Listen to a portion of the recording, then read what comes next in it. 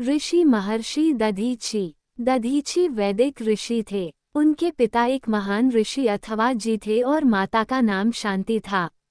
वे ब्राह्मण कुल के थे। उन्होंने अपना संपूर्ण जीवन शिव की भक्ति में व्यतीत किया था।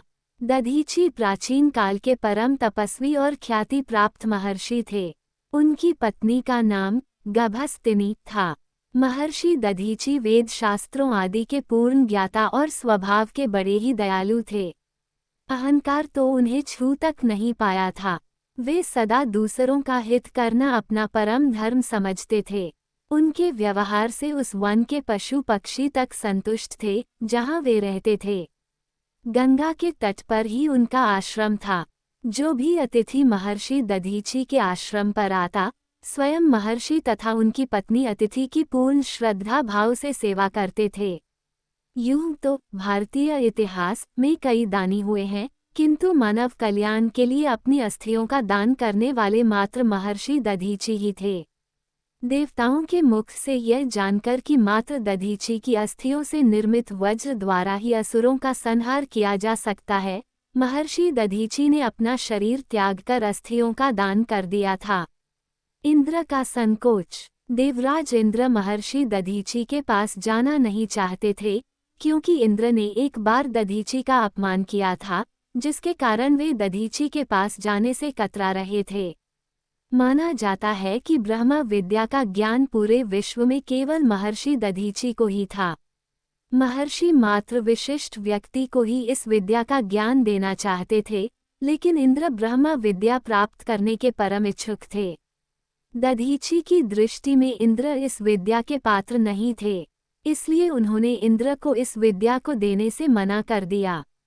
दधीची के इनकार करने पर इंद्र ने उन्हें किसी अन्य को भी यह विद्या देने को मना कर दिया और कहा कि यदि आपने ऐसा किया तो मैं आपका सिर धड़ से अलग कर दूंगा।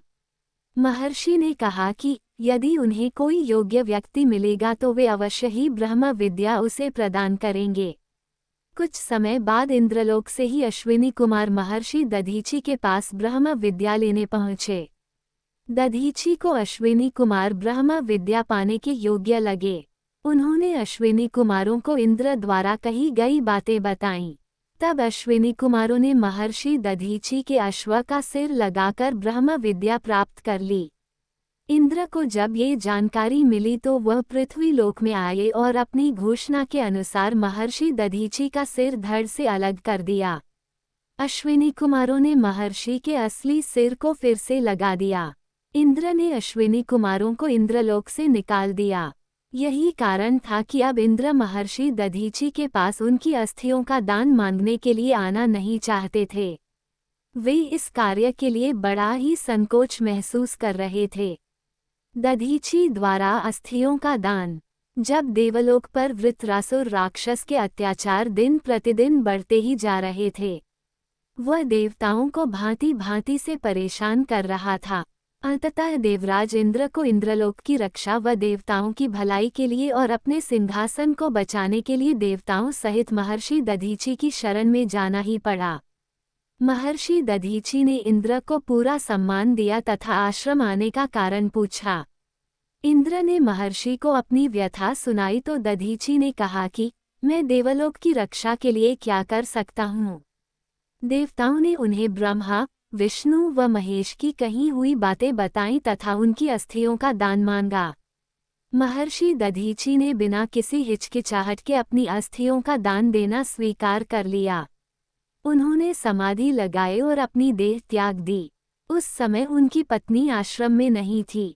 अब देवताओं के समक्ष ये समस्या आई कि महर्षि दधीची के शरीर के मांस को कौन उतारे।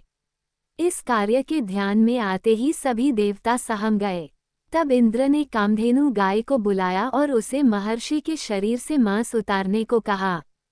कामधेनु ने अपनी जीभ से चाट चाट कर महर्षि के शरीर का मांस उतार दिया। अब केवल अस्थियों का पिंजर रह गया था। तब देवताओं ने उनके हड्डियों से व्रज बनाया और उसी व्रज से फिर वृत्रासुर का वध हुआ। गभस्तिनी की जिद। महर्षि दधीची ने तो अपनी देह देवताओं की भलाई के लिए त्याग दी, लेकिन जब उनकी पत्नी गभस्तिनी वापस आश्रम में आई तो अपने पति की देह को देखकर विलाप करने लगी तथा सती होने की जिद करने लगी। तब देवताओं ने उन्हें बहुत मना किया, क्योंकि वह गर्भवती थी। देवताओं ने उन्हें अपने वंश के लिए सती न होने की सलाह दी, लेकिन गभस्तिनी नहीं मानी। तब सभी ने उन्हें अपने गर्भ को देवताओं को सौंपने का निवेदन किया। इस पर गभस्तिनी राजी हो गई और अपना गर्भ देवताओं को सौंपकर स्वयं सती हो गई। देवताओं ने गभस्तिनी के गर्भ को बचाने के लिए पीपल को उसका लालन पालन करने का दायित्व सौंपा। कुछ समय बाद वह गर्भ पलकर शिशु हुआ तो पीपल द्वारा पालन पोषण करने के कारण उसका नाम पिप्पलाद रखा गया। इसी कारण दधीची के वंशज दाधीच कहलाते हैं। अगर आप इसी तरह की कहानी अच्छी लगी है तो हमारे YouTube चैनल स्टोरी का खजाना को अभी सब्सक्राइब कर लीजिए और साथ में घंटी को दबाकर ऑल पर सेट कर लीजिए ताकि आने वाली हर एक न्यू वीडियो का नोटिफिकेशन आपको तुरंत मिल जाए। अपना प्यार स्नेह इसी तरह बनाए रखें। धन्यवाद।